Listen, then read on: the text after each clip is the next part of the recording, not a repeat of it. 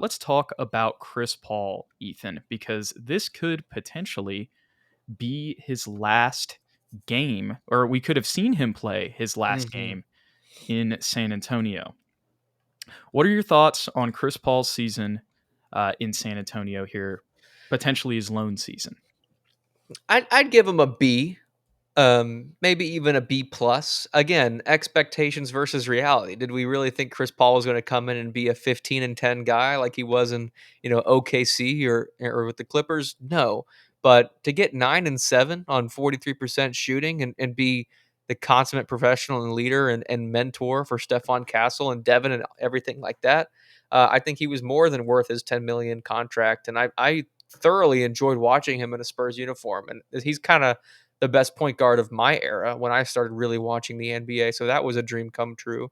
Um, so if he wants to come back on a nice deal and come off the bench, that is the caveat I will include on that. Like we said last time, off the bench, then I am more than willing to extend that offer to him, because I think what he brings. I mean, statistically, he brings a lot for Hmm. sure, but it's the intangible things that you can't measure that I think make Chris Paul so invaluable. Yeah, and I think those intangible things are a big reason that the team was able to have the improvement that it did, pre De'Aaron Fox trade. Um, so, man, what he did for Stephon's development, what he did for just all of the young guys on the team. I mean, basically everybody on the team other than Harrison Barnes. And I'm sure, those guys probably still taught each other some things along the way as well. Um, but, man, you pretty much summed it up. I wish I had more to say about Chris Paul, but I'm just so thankful for the contributions that he made to the Spurs this season. I'm so thankful for all of the sets that he was able to run, all of the sets that he taught people to run, all of those things. And as much as, maybe he didn't get to play a full season with Victor, which I'm sure was, a big part of the attraction of coming here.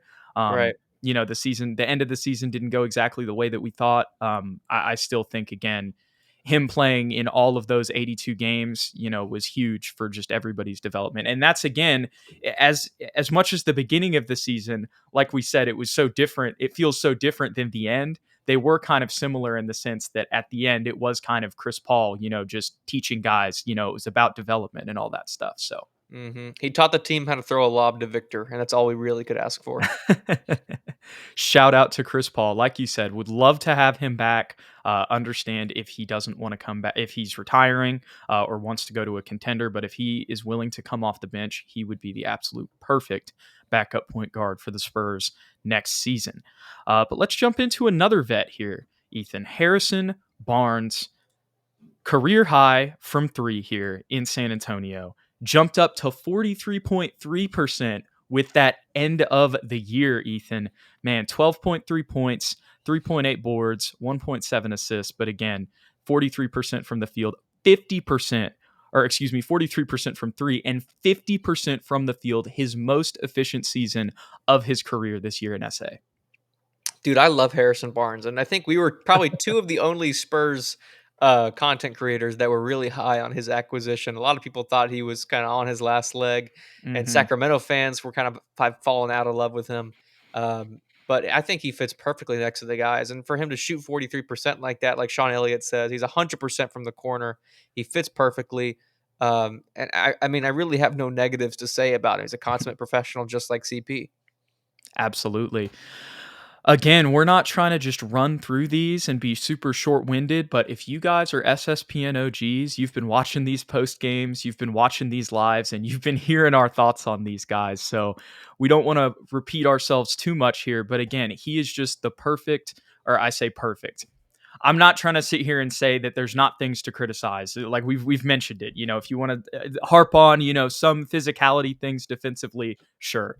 But overall, for the role that Harrison is playing, he is the perfect modern 3-4 for the Spurs. And again, I've said this every episode, but I'm so happy that we have him on contract going into next season. Hmm. Um, and we'll see what the future holds after that. But I mean, he showed that at 32 he can be the most efficient he's ever been.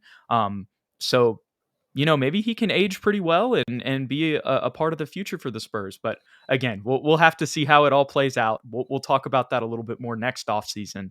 But just really happy that we kind of got him again. Was he in For the De'Aaron? nothing. Was he in the De'Aaron Fox trade? No, he was He in. was when they traded DeMar to Sacramento, they just needed to dump salary, so we just got him for literally nothing. He was basically free, Yeah. and he proved to be extremely valuable for us this year.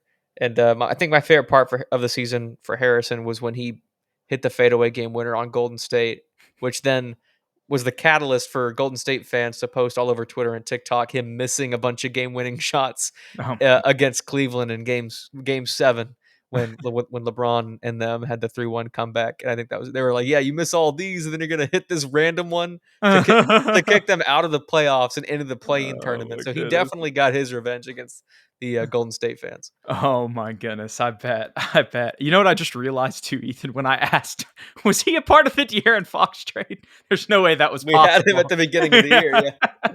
It I is was just wild thinking, though. I was thinking Kings. That's why I said that. It is wild the fact that we have 3 Sacramento Kings on the team though, with Harrison, De'Aaron, and Jordan McLaughlin, who a lot of people overlook.